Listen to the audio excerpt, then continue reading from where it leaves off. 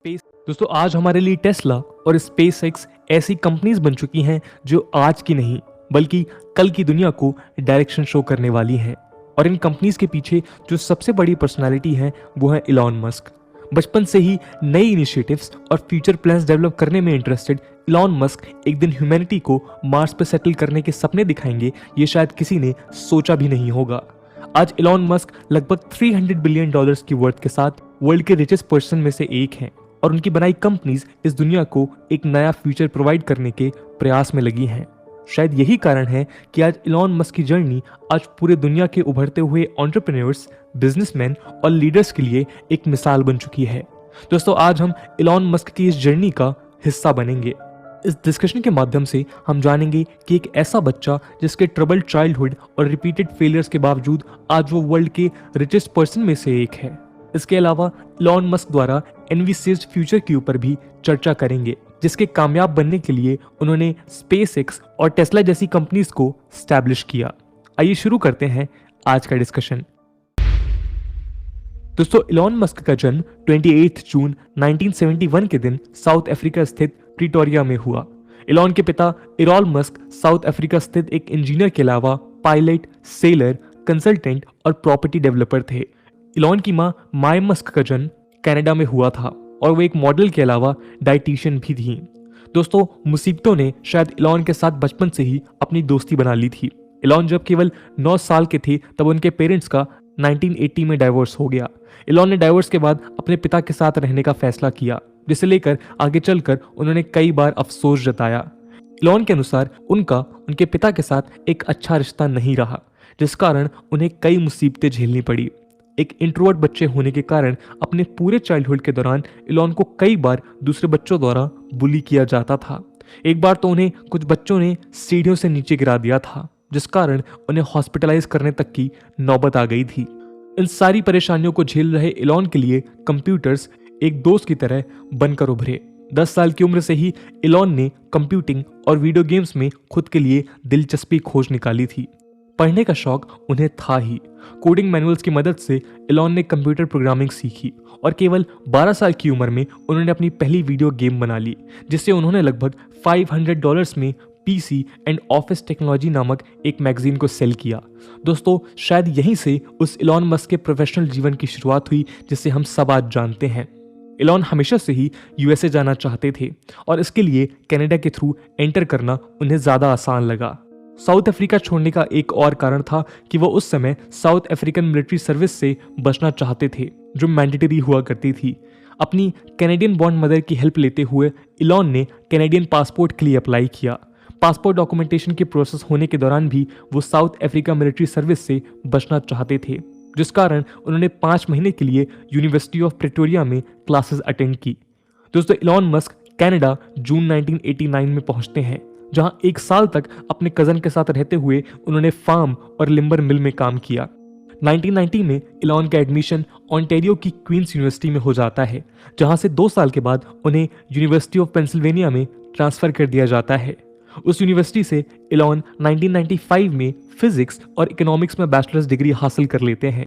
दोस्तों, 1994 में Elon Musk ने सिलिकॉन वैली में 2 इंटर्नशिप अटेंड की, जिसने उनकी थिंकिंग कैपेसिटी को और ब्रॉडन किया। इनमें से एक इंटर्नशिप पिनिकल रिसर्च इंस्टीट्यूट नामक स्टार्टअप में थी, जो एनर्जी स्टोर करने के लिए इलेक्ट्रोलाइटिक अल्ट्रा कैपेसिटर्स के ऊपर रिसर्च कर रही थी। दूसरी इंटर्नशिप पालो Alto based startup rocket science games में थी। दोस्तों, इलॉन ने नेटस्केप नामक कंप्यूटर सर्विस प्रोवाइडर में जॉब के लिए अप्लाई भी किया, लेकिन वहां बात नहीं बनी। इस बीच 1995 में उन्हें कैलिफोर्निया स्थित स्टैनफोर्ड यूनिवर्सिटी में मटेरियल साइंस के पीएचडी प्रोग्राम में एक्सेप्ट कर लिया गया, लेकिन 2 दिनों के बाद ही उन्होंने पीएचडी छोड़ इंटरनेट बूम ज्वाइन करते हुए एक इंटरनेट स्टार्टअप लॉन्च करने का फैसला किया। दोस्तों, यहाँ से कहानी शुरू होती है उस फ्यूचर विजन इलॉन मस्क की, जिन्होंने स्टेप के साथ डिसाइड किया कि अब समय आ गया है अपनी काबिलियत से इस दुनिया को एक नई दिशा दिखाने का। दोस्तों, इलॉन मस्क के एक सक्सेसफुल बिजनेस का सफर यूं तो बचपन में वीडियो गेम सेल करने के साथ शुरू हुआ था, लेकिन मेजर ब्रेक थ्रू 1995 में हुआ, जब इलॉन मस्क ने ग्रेग कोरी के साथ मिलकर Zip2 नामक एक वेब सॉफ्टवेयर कंपनी की स्थापना की। मैप्स और डायरेक्शंस के प्रोवाइड करने के साथ ये कंपनी न्यूज़पेपर पब्लिशिंग इंडस्ट्री के लिए एक टू वे कम्युनिकेशन एस्टैब्लिश कर दी थी, जिससे यूजर्स और एडवर्टाइजर्स एक दूसरे से कनेक्ट हो पाते थे। Zip2 का एक प्रोडक्ट जिसे ऑटो गाइड कहा जाता था, वो ऑनलाइन न्यूज़पेपर यूजर्स को लोकल डीलरशिप या प्राइवेट पार्टी कार सेलर से भी कनेक्ट करने का काम करता था।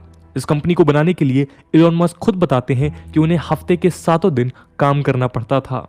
दिन के समय कंपनी वेबसाइट काम करती थी और उसे सपोर्ट करने के लिए इलॉन पूरी रात कोडिंग किया करते थे।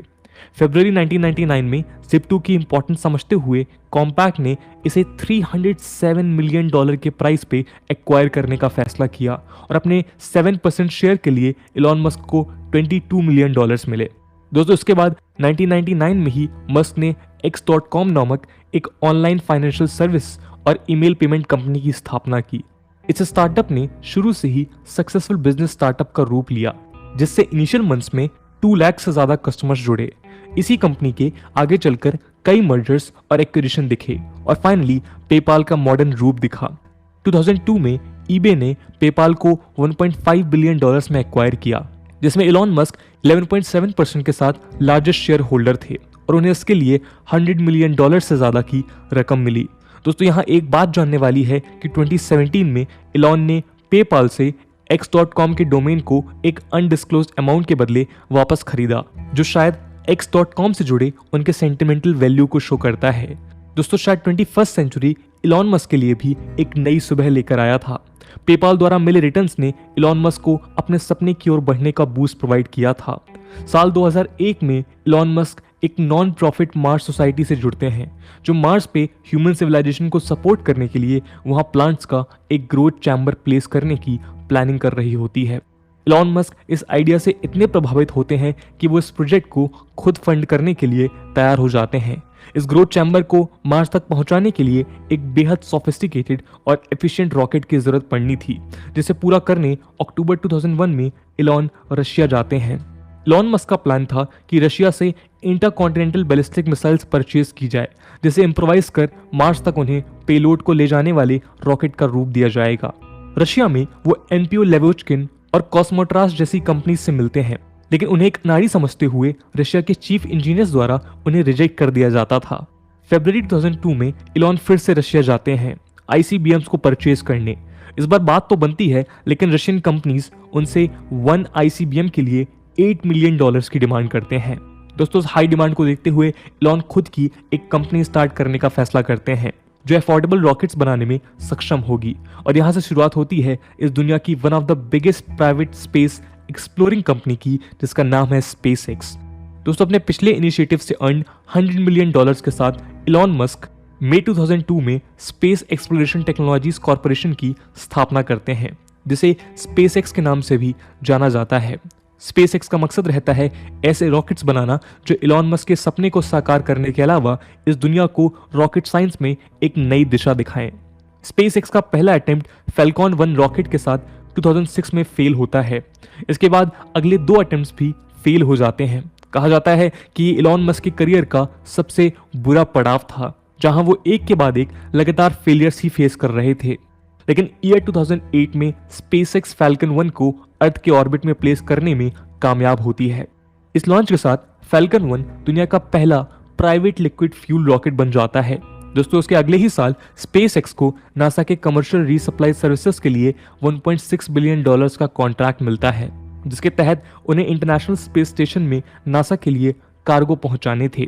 दोस्तों, उसके अलावा 2012 में SpaceX का ड्रैगन स्पेसक्राफ्ट वर्ल्ड का पहला प्राइवेट व्हीकल बनता है, जो इंटरनेशनल स्पेस स्टेशन के साथ स्पेस में जुड़ता है। ईयर 2015 में SpaceX फैल्कन 9 नामक एक रॉकेट को सक्सेसफुली लैंड करवाते हुए अपनी रीयूजेबल रॉकेट्स को डेवलप करने के गोल को अचीव कर लेती है।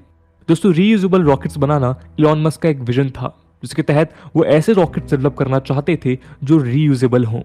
किसी स्पेस एक्सप्लोरेशन में रॉकेट्स सबसे कॉस्टली इक्विपमेंट होते हैं और इन्हें रीयूजेबल बनाकर इलॉन स्पेस एक्सप्लोरेशन को जितना मुमकिन हो सके उतना चीपर बनाना चाहते थे।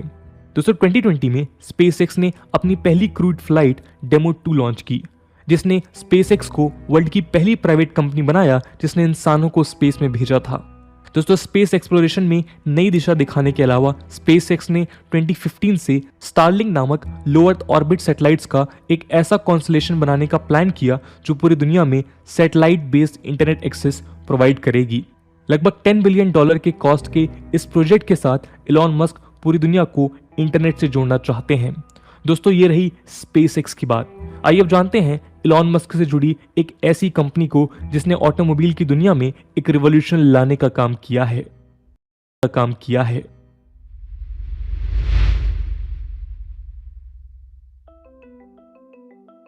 दोस्तों टेस्ला, जिसे ओरिजिनली टेस्ला मोटर्स के नाम से जुलाई 2003 में मार्टिन एबरहार्ड और मार्क टैरपेनिंग द्वारा इनकॉर्पोरेट किया गया था। इस कंपनी से इलॉन मस्क 2004 में जुड़े, जब उन्होंने इस कंपनी में $6.5 मिलियन इन्वेस्ट किए, जिससे वो टेस्ला के मेजर शेयर होल्डर बने और उसके बाद बोर्ड ऑफ डायरेक्टर को एज अ चेयरमैन ज्वाइन किया।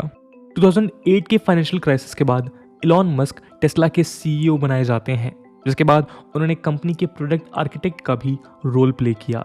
दोस्तों टेस्ला मेजरली इलेक्ट्रिक डिवाइसेस जैसे electric cars, battery energy storages, solar panels etcetera design और मैन्युफैक्चर करती है। इलॉन मस्क के नेतृत्व में टेस्ला ने पहली स्पोर्ट्स इलेक्ट्रिक कार रोडस्टर 2008 में बनाई।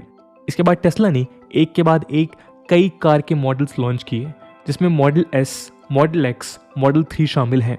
टेस्ला की मॉडल 3 आज वर्ल्ड की बेस्ट सेलिंग इलेक्ट्रिक कार है, जिसके 5 लाख से ज्यादा यूनिट्स डिलीवर किए जा चुके हैं। दोस्तों आज टेस्ला वर्ल्ड की मोस्ट वैल्यूड कंपनीज में से एक है, जिसका मार्केट कैप लगभग $1 ट्रिलियन का हो चुका है। दोस्तों टेस्ला की मदद से इलेक्ट्रिक कार्स और रिन्यूएबल एनर्जी की तरफ इलॉन मस्क ने तो अपने कदम बढ़ाए ही थे, लेकिन वो आम कंजम्पशन के लिए भी अब बायोडिग्रेडेबल फ्यूल्स पे डिपेंड नहीं करना चाहते। इसी कारण से इलॉन मस्क ने सोलर सिटी नाम की कंपनी को एस्टैब्लिश करने के लिए अपने कजन्स लिंडन और पीटर रीव को इनिशियल कॉन्सेप्ट और फंडिंग कैपिटल प्रोवाइड की। दोस्तों इस कंपनी का मकसद था मास लेवल पे सोलर एनर्जी जनरेटेड इलेक्ट्रिसिटी को यूएस के घर घर तक पहुंचाना। 2013 तक सोलर सिटी यूएस की second largest solar power system provider बन चुकी थी और टेस्ला ने 2016 में इसे $2.6 बिलियन के कॉस्ट पे एक्वायर कर लिया। दोस्तों इलॉन मस्क हमेशा से आर्टिफिशियल इंटेलिजेंस को लेकर चिंतित रहे हैं। इलॉन का मानना है कि अभी तक हमने आर्टिफिशियल इंटेलिजेंस को प्रॉपर्ली कंट्रोल करना नहीं सीखा है और आने वाले समय में ये ह्यूमैनिटी के लिए थ्रेट भी बन सकता है। 2016 में इलॉन मस्क के न्यूरालिंक नामक एक न्यूरो टेक्नोलॉजी कंपनी को स्टैब्लिश किया, जो ऐसे डिवाइसेस बनाने के प्रयास में है जो ह्यूमन ब्रेन को आर्टिफिशियल इंटेलिजेंस से इंटीग्रेट कर सके। आसान भाषा में यूं कहें तो ऐसे डिवाइस जिसके थ्रू आप केवल अपने ब्रेन की मदद से किसी मशीन को इंस्ट्रक्शन दे पाएंगे। इसके लिए आपको बोलने या किसी भी तरह के मूवमेंट करने की जरूरत नहीं पड़ेगी, बल्कि आप केवल सोच कर ही किसी मशीन को चला पाएंगे। दोस्तों इन सब के अलावा इलॉन मस्क ने 2016 में द बोरिंग कंपनी नामक एक फर्म को स्टैब्लिश किया जो टनल्स कंस्ट्रक्ट करेगी। दोस्तों इस कंपनी का उद्देश्य है कि ट्रैवल टाइम को कट करने के लिए टनल्स के थ्रू हाइपरलूप्स डेवलप किए जाएं, जिसमें extremely fast transport service available की जा सके। इस हाइपरलूप की मदद से घंटों का सफर कुछ मिनट्स में करना मुमकिन होगा और इलॉन मस्क के अनुसार आने वाले समय में ये ट्रांसपोर्टेशन को भी एक नई दिशा दिखाने का काम करेगा। दोस्तों इन सारे इनिशिएटिव्स ने जहां एक और हमारी दुनिया के फ्यूचर पे एक गहरा इम्पैक्ट डाला है, वहीं इसने इलॉन मस्क को भी सफलता की सीढ़ियों से ऊंचाइयों पे ले जाने का काम किया है। फोर्ब्स के अनुसार सितंबर 2021 में इलॉन मस्क का नेटवर्थ $200 बिलियन के ऊपर था, जिसने उन्हें वर्ल्ड का रिचेस्ट पर्सन बना दिया था। इसके अलावा नवंबर 2021 में इलॉन मस्क पहले ऐसे व्यक्ति बने जिसका नेटवर्थ $300 बिलियन से ज्यादा था। दोस्तों इलॉन मस्क की जिंदगी से जुड़ी कुछ कंट्रोवर्सीज भी हैं, जिसपे हम एक नजर डालते हैं। दोस्तों सितंबर 2018 में इलॉन मस्क को एक ट्वीट के जरिए टेस्ला शेयर होल्डर्स के बीच कंफ्यूजन स्प्रेड करने के लिए US securities and exchange commission द्वारा सू किया गया था। सेटलमेंट के बाद इलॉन मस्क और टेस्ला दोनों पे $20 मिलियन ईच का फाइन इम्पोज किया, जिसके साथ इलॉन को टेस्ला के चेयरमैन के पद से 3 साल तक स्टेप डाउन करना पड़ा। दोस्तों इसके अलावा 2018 में द जो रोगन एक्सपीरियंस नाम के एक पॉडकास्ट में अपीयर होते हुए इलॉन द्वारा on camera cannabis field cigar smoke करने से कई कंट्रोवर्सीज खड़ी हुई और इस कारण टेस्ला के स्टॉक्स पे भी असर पड़ा। इसके अलावा डोनाल्ड ट्रंप के क्लाइमेट चेंज रिलेटेड स्टैंड्स को भी इलॉन ने क्रिटिसाइज करते हुए ट्रम्प के 2 बिजनेस एडवाइजरी काउंसिल से रिजाइन कर दिया। इलॉन मस्क के इस ड्रास्टिक स्टेप के पीछे ट्रम्प द्वारा पेरिस एग्रीमेंट से यूएस का विड्रॉल था। दोस्तों, कोविड-19 पैंडेमिक को लेकर भी इलॉन मस्क द्वारा जारी किए गए पब्लिक कमेंट्स और कंडक्ट्स को लेकर भी उन्हें क्रिटिसाइज किया गया। लोगों का आरोप है कि इलॉन ने वायरस से रिलेटेड कई मिस इन्फॉर्मेशन स्प्रेड की है, जिसमें क्लोरोक्विन प्रमोट करना और डेथ स्टैटिस्टिक्स मैनिपुलेशन की बातें शामिल हैं। इसके अलावा इलॉन ने पैंडेमिक के स्टार्ट में क्लेम किया था कि चिल्ड्रन SARS-CoV-2 से एसेंशियली इम्यून हैं। दोस्तों, इलॉन मस्क ने लॉकडाउन के दौरान कई बार रेस्ट्रिक्शंस को क्रिटिसाइज किया और टेस्ला फ्रीमोंट फैक्ट्री को रीओपन कर लोकल ऑर्डर्स वायलेट किए। दोस्तों, इन क्रिटिसिज्म के बावजूद इस बात से इनकार नहीं किया जा सकता है कि प्रेजेंट वर्ल्ड में इलॉन मस्क जैसे कुछ ही विजनरी लीडर्स हैं जो इस दुनिया में आज की समस्या नहीं बल्कि आने वाले कल में भी खड़ी होने वाली समस्याओं का समाधान ढूंढने में लगे हैं। चाहे वो SpaceX की मदद से मार्स पे ह्यूमन सिविलाइजेशन का सेटलमेंट हो या टेस्ला और सोलर सिटी के माध्यम से ग्रीन एनर्जी का प्रोपेगेशन, आर्टिफिशियल इंटेलिजेंस हो या इंटरनेट इंक्लूजन। इलॉन मस्क के हर एक इनिशिएटिव ने यह प्रूव किया है कि वो एक प्रॉफिट मेकिंग बिजनेसमैन की जगह एक ट्रू एंटरप्रेन्योर हैं और वो अपनी इनिशिएटिव की मदद से ह्यूमैनिटी को एक बेटर फ्यूचर देना चाहते हैं।